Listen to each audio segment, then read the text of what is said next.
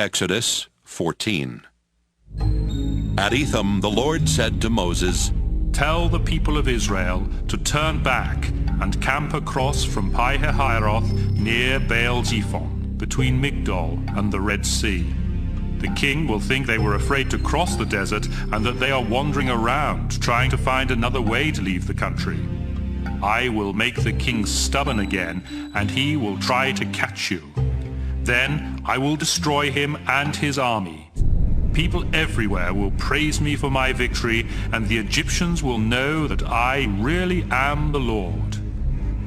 The Israelites obeyed the Lord and camped where he told them.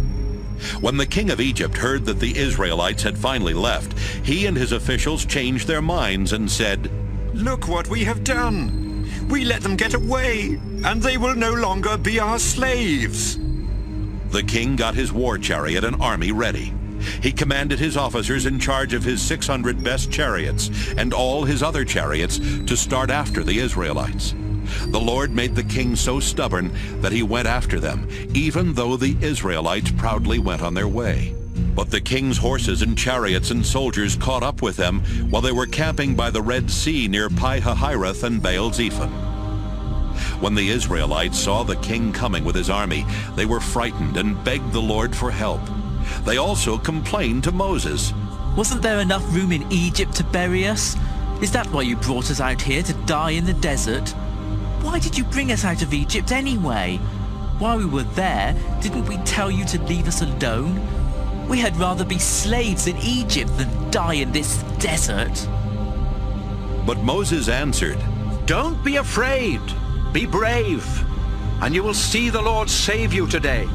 These Egyptians will never bother you again. The Lord will fight for you, and you won't have to do a thing. The Lord said to Moses, Why do you keep calling out to me for help? Tell the Israelites to move forward. Then hold your walking stick over the sea. The water will open up and make a road where they can walk through on dry ground. I will make the Egyptians so stubborn that they will go after you. Then I will be praised because of what happens to the king and his chariots and cavalry. The Egyptians will know for sure that I am the Lord. All this time God's angel had gone ahead of Israel's army, but now he moved behind them. A large cloud had also gone ahead of them, but now it moved between the Egyptians and the Israelites. The cloud gave light to the Israelites, but made it dark for the Egyptians, and during the night they could not come any closer. Moses stretched his arm over the sea, and the Lord sent a strong east wind that blew all night until there was dry land where the water had been. The sea opened up, and the Israelites walked through on dry land with a wall of water on each side. The Egyptian chariots and cavalry went after them. But before daylight, the Lord looked down at the Egyptian army from the fiery cloud and made them panic.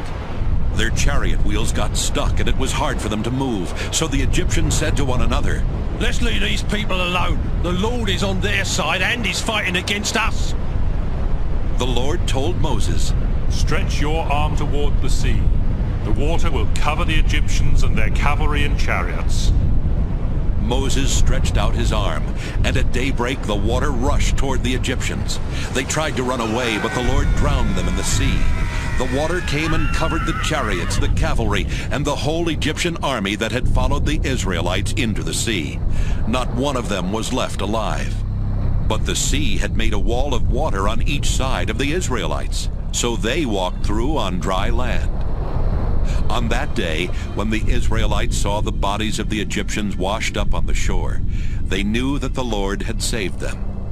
Because of the mighty power he had used against the Egyptians, the Israelites worshipped him and trusted him and his servant Moses.